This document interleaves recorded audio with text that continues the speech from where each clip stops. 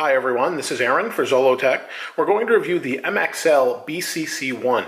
This is a live broadcast mic from MXL, and they were nice enough to send it for review. So this is what it comes in. It comes in a little package around this, and then you get this nice plastic case with it. It's a hard shell, and you can see it has some latches, a little handle, nothing really on the bottom. And we'll open it up here. Now when you open it up, you'll see there's the microphone itself. It's a cardioid condenser microphone, and right here you can see it has a low roll-off switch, so that helps with things like bass and gives extra clarity with lower voices, things like that. We have a wind filter, or you can use it as a pop filter. And if we pull this out here, it's kind of heavy. You can see it's metal. It's really solid construction, and it's about 1.6 pounds, so it's solid. It comes with this mount, and you can screw this onto any mount you might have and then lock it down in place. Now you could take this off if you really wanted to and mount it differently, but that's pretty much how I've been using it, is just like this. You can see on the bottom it's an XLR connector, and then around the top you can see we just have a normal screen for your microphone, and it's really nice. Now I'm using my camera's microphone right now to show you the difference. I've been using this for the past month, and prior to that I was using a Heil PR40, and this one, I like them about the same. This one has a little bit better cancellation, or it kind of hides my breathing a little better than the Heil did. So let's take a look at it in a moment. I'll set it up and we'll hear what it sounds like. You can see I've set up the BCC1, and it really looks like a nice microphone, especially if I take this off. And you can see it looks like a really nice microphone, but aside from its looks, it sounds really good. Let me put this back on.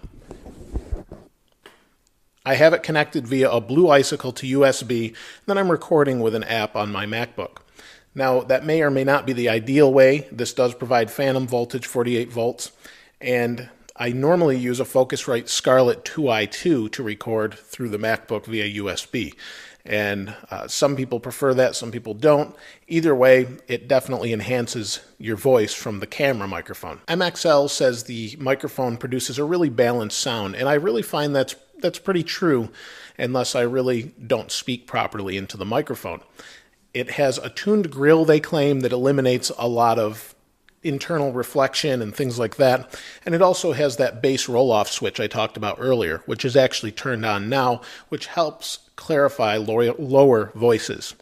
It also has a built-in shock mount inside the microphone that should help with low-end vibrations, things like that. The microphone does a really good job of eliminating background noises, like I said.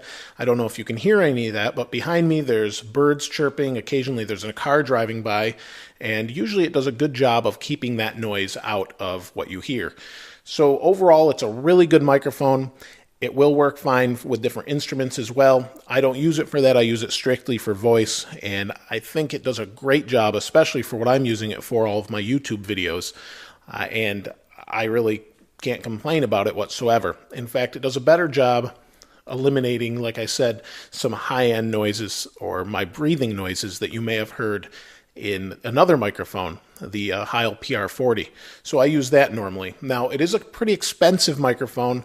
At retail is about $350. I was able to find it for around $230 at some places, so be sure to check online. Depending on where you buy it, it's going to cost potentially $100 difference. So be sure to check around for that, and I'll provide some links in the description below. I'd love to hear what you have to say about this microphone, what you think about it. Maybe you've used one, or you're considering one for podcasting or video recording like I'm doing.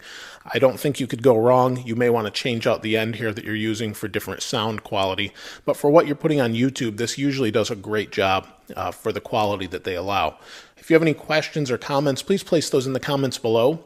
As always, thanks for watching. This is Aaron. I'll see you next time.